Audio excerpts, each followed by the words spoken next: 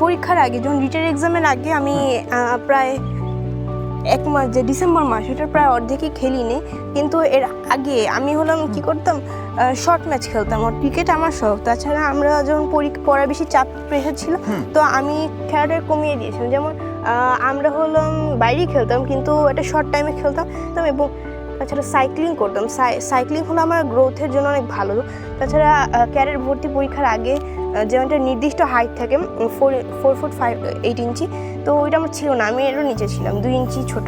তো ক্যারিয়ারটা প্রিপারেশনের সময় আমি সাইকেল চালাতে চালাতে অনেক লম্বা হয়ে গেছি। মাশাআল্লাহ মাশাআল্লাহ। বাবা, তুমি তো অফলাইনেও পড়াশোনা করেছো, অনলাইনেও পড়াশোনা করেছো। সত্যি করে বলবে, একদম অনেস্ট, যেটা সত্য সেটাই বলবে। তোমার কাছে অনলাইনটাকে বেশি ইফেক্টিভ মনে হয়েছে নাকি অফলাইনটাকে বেশি ইফেক্টিভ মনে হয়েছে বাবা? বেশি ইফেক্টিভ অনলাইনটা। কারণ হলো অফলাইনে আমাকে যে পড়ানো হয়েছিল বইয়ের ভিতরেই পড়ানো হয়েছিল, বইকে বেশি ফোকাস করা হয়েছিল।